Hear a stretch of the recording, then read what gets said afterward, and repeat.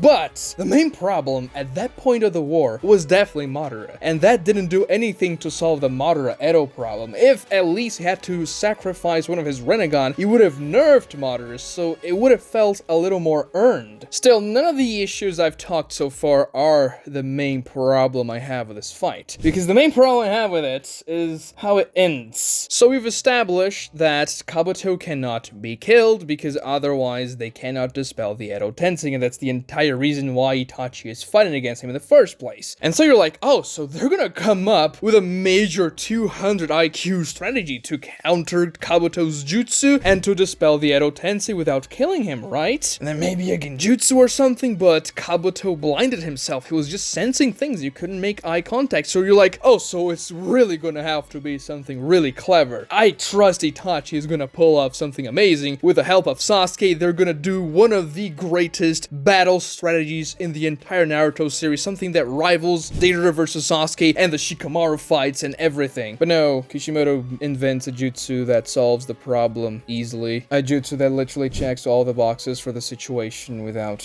much trouble. Obviously, I'm talking about Izanami, one of the worst jutsus in the entire series because it comes completely out of nowhere just to solve Sasuke and Itachi's problem in the fight against Kabuto because, oh, why try something creative and clever to win the fight with the characters here if I can do something really damn lazy and stupid? Think about this. It's a perfect jutsu, a genjutsu-like ability that doesn't require eye contact because Kabuto blinded himself, that put the target on a deep trance, which was required for them to break the Edo Tensei, and that did not kill the target. Everything Itachi and Sasuke needed served on a silver platter to them. A jutsu that was never established before, never even hinted at before, that comes completely out of left field and is so complex that Kishimoto himself doesn't understand how it works. You know the jutsu is a terrible idea and Kishimoto himself knew it. It was kind of a bad choice to end the fight with when he makes the process of casting the jutsu the most complex and difficult to understand thing in the entire series, the entire cycle you had to put the target through, recording each step and then infusing the cycle into the psyche of the target. He just made those steps so complicated to feel like it was kinda difficult to pull that off and to distract the audience from the fact that he literally invented a jutsu to win the fight conveniently. And there are some arguments you can even try to say, no, Izanami was planned or at least hinted at with Izanagi because in Shinto mythology, Izanagi and Izanami were siblings, gods and siblings at the same time. But Izanagi was a jutsu that was prepared beforehand when it became very useful to the plot. The fight between Sasuke and Danzo was literally the introduction of the jutsu for when Izanagi became a more prominent feature of the Uchihas. When Obito used that to beat Konan, oh, we saw that in the fight with Danzo before, it makes sense. When we saw that Madara used Izanagi to not die in the fight against Hashirama, we're like, oh yeah, okay, that makes sense. I mean, we saw that in the fighting with Danzo too. So when characters use this extremely powerful ability to get out of sticky situations, we're like, yeah, I mean, that was established before. We know how Izanagi works. We know you have to sacrifice an eye, a very steep price, but you can save yourself. And we know you need a Sharingan and Hashirama cell / Senju chakra. Almost like you were bringing together the chakra of the Sage of Six Paths and activating a baby version of the creation of all things jutsu. Really cool idea. A genjutsu you cast on yourself and you alter reality in the process, not dying from severe wounds. But you go blind, you lose an eye. The same thing happens with Izanami, you also lose an eye, but the jutsu was not established before, it just became useful when it had to be useful and then never used again. And if you're saying, oh, there's no other way Itachi and Sasuke could have beaten Kabuto because he was too OP, he was blinded, he couldn't be put in a genjutsu. There are ways to win that fight with Itachi and Sasuke. If you get creative, obviously you can pull something more interesting off. Not only that, but Itachi having access to Izanami breaks the established lore that Izanagi needed Hashirama cells and a Sharingan to be used. Now technically they're not the same jutsu, but because they're so similar in nature, even the mythology behind their names is very connected, they should have the same requirements. And last time I checked, Itachi didn't have Hashirama cells, otherwise he wouldn't be dying to an undisclosed disease when he was alive. And also when Itachi explains that Izanami was created because Izanagi was getting out of hand in the Uchiha clan and they were trying to end the destructive cycle people using Izanagi were creating, that also broke the entire established lore behind Izanagi because we assume not many Uchihas were lying around with Hashirama cells using Izanagi before, so they could simply use Izanagi without Hashirama cells, which kind of breaks everything. And it really sucks because now this powerful jutsu can be pretty much used by any Uchiha that has a Sharingan powerful enough, which doesn't really seem to be all that powerful because Danzo was using Izanagi with 3 Tomoe Sharingan, and yes, he was able to do so because he had Hashirama cells. But now you don't need them, so you break your verse because you can use this OP ability just by getting blind with an eye, but you can get a spare eye anyway, so like it's fine. So not only is Izanagi a terrible way to end the fight with Kabuto in a completely out of nowhere fashion, but it also breaks established lore in the verse. Lore started, it was actually pretty cool, and now things don't make much sense. And yet before the fight starts, Itachi tells Kabuto every jutsu has a weakness, when Kabuto was saying the Edo Tensei was an unstoppable jutsu and had no weaknesses, and we knew he was gonna win because of that statement. But I thought, at least the first time I read the manga, that